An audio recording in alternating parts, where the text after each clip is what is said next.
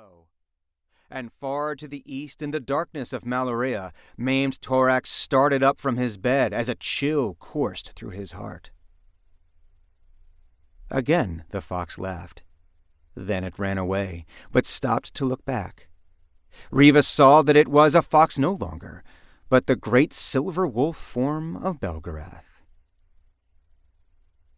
Riva had the sword placed upon the face of the black rock wall that stood at the back of his throne, with its blade downward, so that the orb at its pommel stood at the highest point. And the sword cleaved itself to the rock. None but Riva could take it down. As the years passed, men saw that the orb burned with a cold fire when Riva sat upon the throne, and when he took down the sword and raised it, it became a great tongue of blue flame. In the early spring of the year after the sword was forged, a small boat came across the dark waters of the Sea of the Winds, moving without oars or sails. Alone within the boat was the fairest maid in all the world. Her name was Belderan, beloved daughter of Belgarath, and she had come to be a wife to Riva. And Riva's heart melted with love for her, as had been ordained from the beginning of time. In the year that followed the wedding of Belderan to Riva, a son was born to them upon Aristide, and upon the right hand of this son of Riva was the mark of the orb.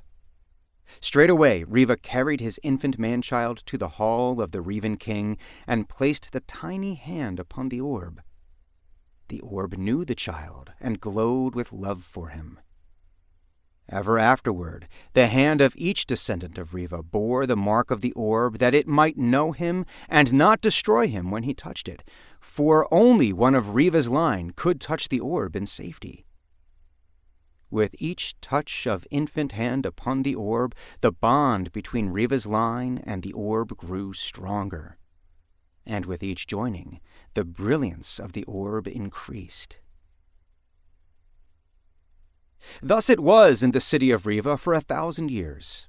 Sometimes strangers sailed into the Sea of Winds, seeking trade, but the ships of Torak, bound to defend the Isle of the Winds, fell upon the strangers and destroyed them.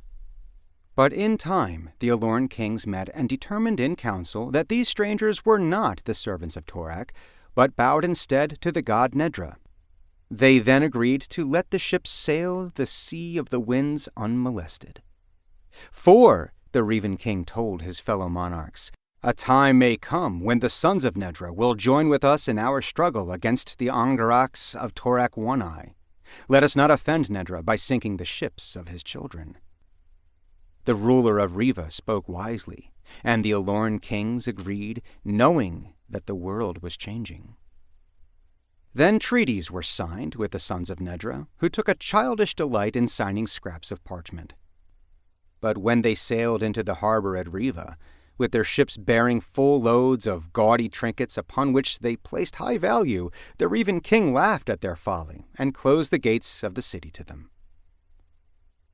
The sons of Nedra importuned their king, whom they called emperor, to force the city gates so that they might hawk their wares in the streets, and the emperor sent his army to the isle. Now, to permit these strangers from the kingdom they called Tolnedra passage upon the sea was one thing, but to let them land an army at the gates of Riva without challenge was quite another. The Revan king ordered that the strand before the city be cleared, and the harbor be swept clean of the ships of Tolnedra.